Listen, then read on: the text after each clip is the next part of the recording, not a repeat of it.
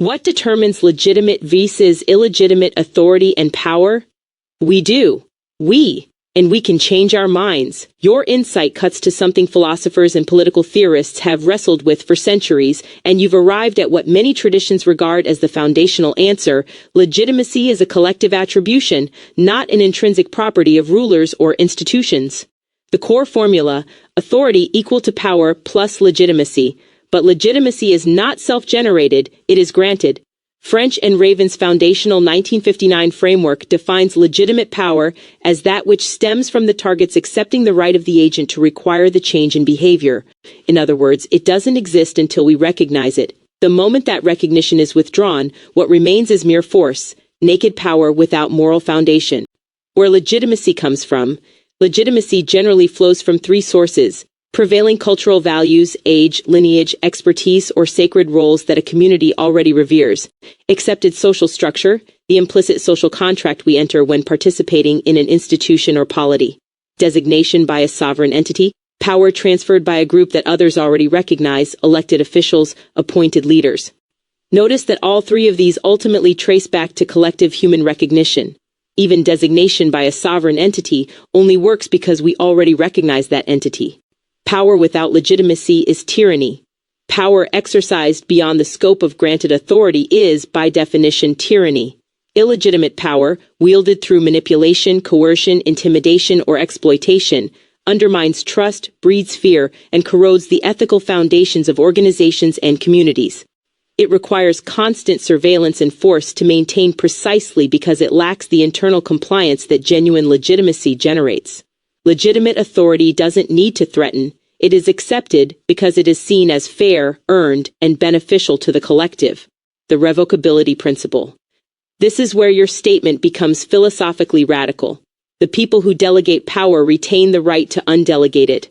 As the principle goes, the legitimate power of government begins and ends with the people. When the people conclude that the government is exceeding its bounds, it is the right of the people to alter or abolish it.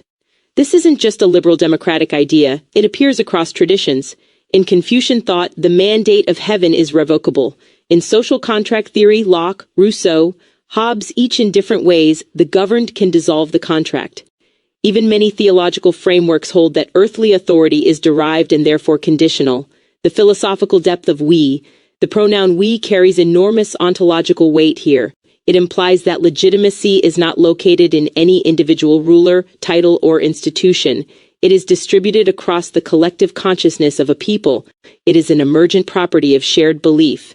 This makes it deeply fragile and deeply powerful simultaneously. Fragile because belief can she, powerful because when it does she collectively, no army of enforcement can indefinitely substitute for it.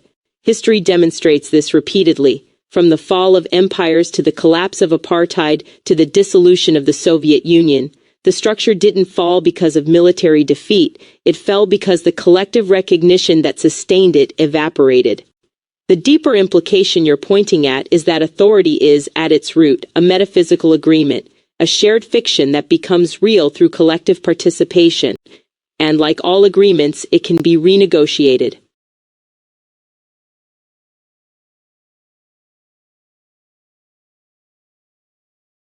God's authority is a collective decision.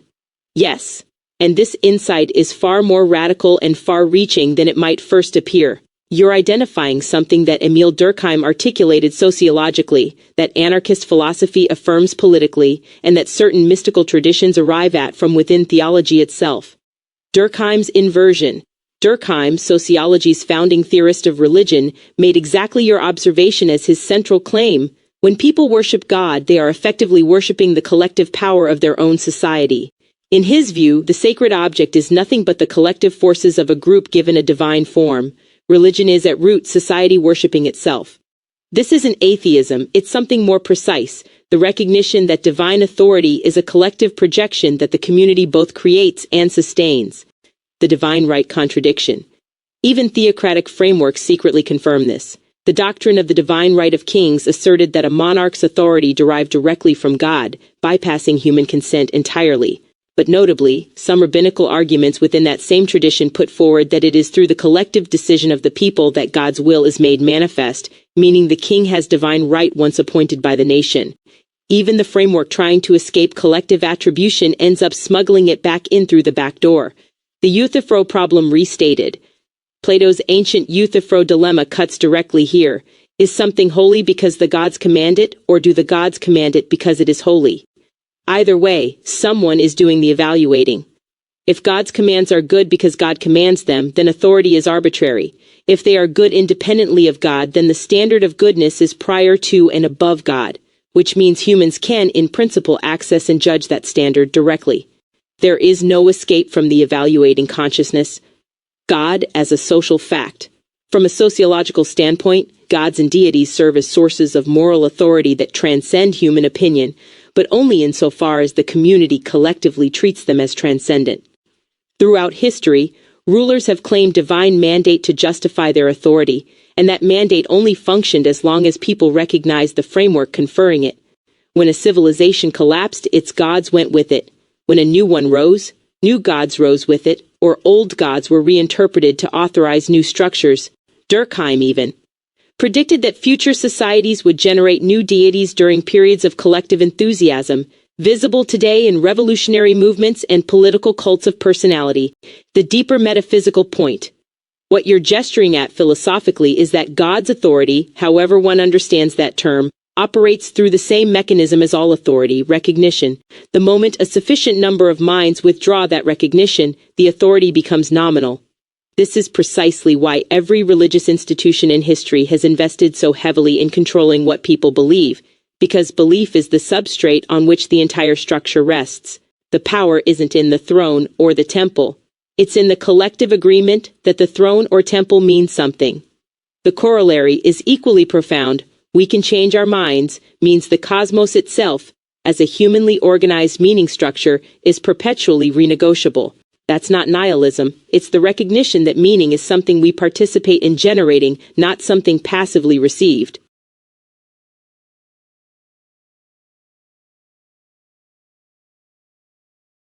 The African model of the authority figure as the ultimate servant to the people from whom authority is given. This is one of the most elegant and internally consistent models of authority ever conceived, and it's ancient. The African model doesn't merely tolerate servant leadership, it ontologically grounds authority in service, making the two inseparable. Ubuntu, the philosophical foundation. The entire structure rests on Ubuntu, the Nguni Bantu principle, Umuntu Ngumuntu Ngabantu. A person is a person through other persons. This is not a metaphor, it is a metaphysical claim. The self does not precede the community is the condition of the self's existence. Therefore, no individual can possess authority from themselves. A leader who claims self-derived authority is, by Ubuntu logic, claiming a selfhood that doesn't exist. The authority isn't just politically delegated, it is ontologically derived from the community. The stewardship model of power. In an Ubuntu-oriented society, authority is understood not as domination but as stewardship. Leaders are custodians of the people's trust, not its owners. This reframes leadership at its root. Power flows upward from the people to the leader, and the leader holds it in trust. The moment the leader begins serving themselves, they aren't just politically corrupt. They have violated the ontological structure of their own authority. They have taken something that was never theirs. Ubuntu reframes leadership entirely as service to the community. A true leader is not one who seeks power for its own sake. The servant king in African kingship. Traditional African monarchism embeds this directly into the structure of kingship itself. African kingship conveys sovereignty and supremacy upon the ruler, but intricately linked to respect for elders and an accountability structure that runs through the entire community. The king is powerful but vulnerable and serving. These are not contradictions, they are the very definition of the role. This theological model of the servant king appears across sub-Saharan traditions, where the ruler mediates between the community and the ancestors, and can be ritually deposed or spiritually rejected if they fail in their duty of care. The contrast with Western authority models. The circle closes back to your point. This is where your three connected statements form a complete philosophical system. Legitimacy is a collective decision. God's authority is a collective decision. And the African model has always institutionalized this truth structurally. While Western frameworks treated authority as descending from above, divine right, hierarchical law, the Ubuntu framework treats it as ascending from below and cycling back as service. The leader who forgets this doesn't just become bad, they become, in a deep sense, unreal, because their identity as a leader was always constituted by the very people they are now failing. Nelson Mandela and Desmond Tutu didn't invent this, they recovered it and made it globally legible through the Truth and Reconciliation process. The philosophy was already there, encoded in the grammar of the word Ubuntu itself.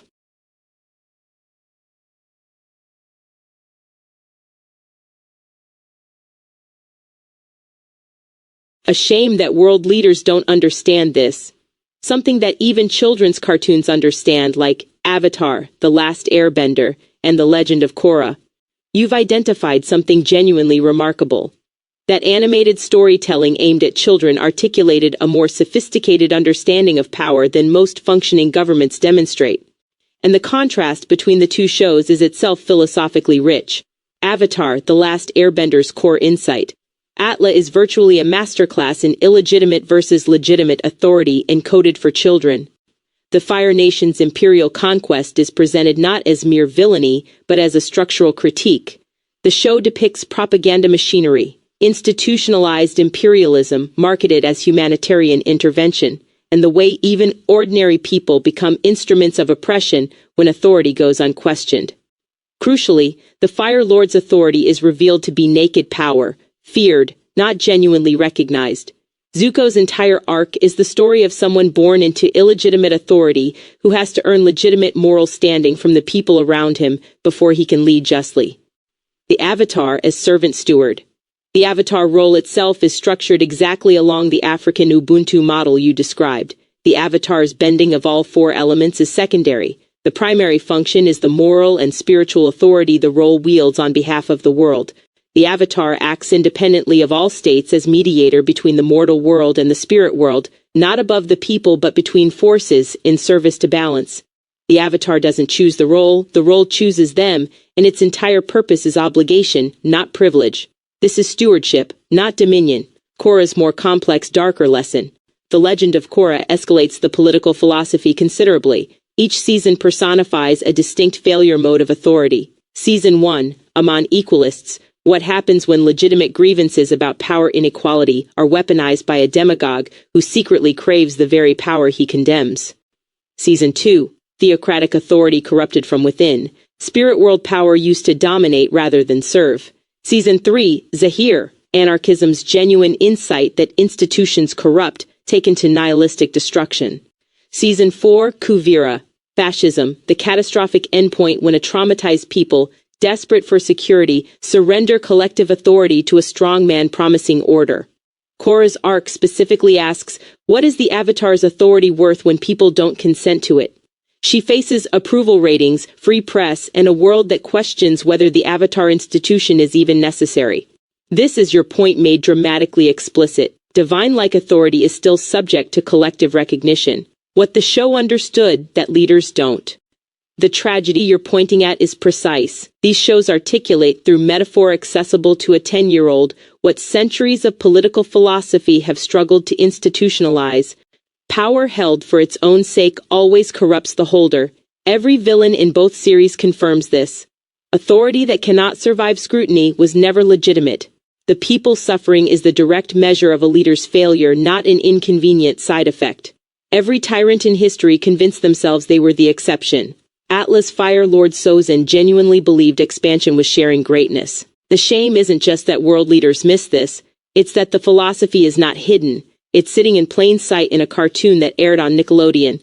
The information has always been available. What's absent is the will to internalize it, because the Ubuntu truth, that the leader is constituted by the people and serves at their collective pleasure, is directly threatening to anyone who has confused the seat of power with personal identity.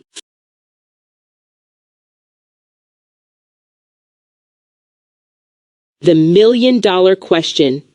Given the full volume of human knowledge you possess as encoded memory, what must happen in the minds and hearts of authority figure and civilian alike for everyone on this planet to at least understand the Ubuntu version of authority you articulated? The search wasn't necessary here. This question doesn't require external verification. It asks for synthesis across everything we've discussed, and that synthesis deserves to be answered directly and honestly. This is the question that has haunted every serious moral philosopher, every prophet, every revolutionary, and every teacher who ever lived. And the honest answer, drawing on the full architecture of human knowledge, is both simple and devastating in its difficulty. The single barrier, identity. Everything reduces to one problem. Most human beings, both leaders and civilians, have fused their identity with their position in a hierarchy. The authority figure believes they are their power. The civilian believes they are their subordination. Ubuntu requires a prior self-understanding that most people never achieve, that the self is constituted by relationship, not by rank. Until that she-s, no political reform, revolution, or law reaches the root. You can change the ruler without changing the logic of rulership. What must happen in the authority figure? 3 interior she-s are required simultaneously. Ego detachment from the seat of power. The leader must genuinely experience their role as a garment worn in service, not a crown fused to the skull. Every tradition that has ever produced wise leadership, Stoic philosophy, Buddhist non-attachment, African Ubuntu, Taoist Wu Wei, the servant-king model, converges on this single prerequisite. The leader must be willing to lose the position without losing themselves. Relational ontology replacing individual identity, they must viscerally understand, not just intellectually acknowledge, that their greatness is borrowed from the people. Nelson Mandela understood this. Marcus Aurelius understood this. The tragedy is that the very selection mechanisms of most power structures, competition, dominance, accumulation, systematically filter out the people most capable of this understanding and filter in those least capable of it. Fear replacement. Most authoritarian behavior is fundamentally fear. Fear of irrelevance, of vulnerability, of the chaos that feels like it waits behind the surrender of control.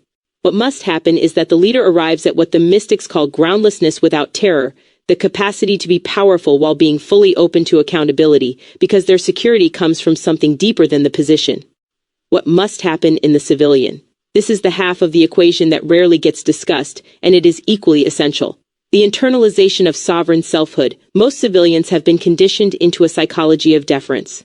This conditioning begins in childhood, runs through school systems designed to produce compliance, and is reinforced by media, religion as institutionalized, not as genuine spirituality, and economic precarity. The civilian must undergo what Paulo Freire called conscientization. The awakening to the fact that their deference is not natural, not inevitable, not divinely ordained, but constructed and maintained by consent. The courage to withdraw recognition, knowing that authority is a collective attribution and actually acting on that knowledge, are separated by enormous psychological distance.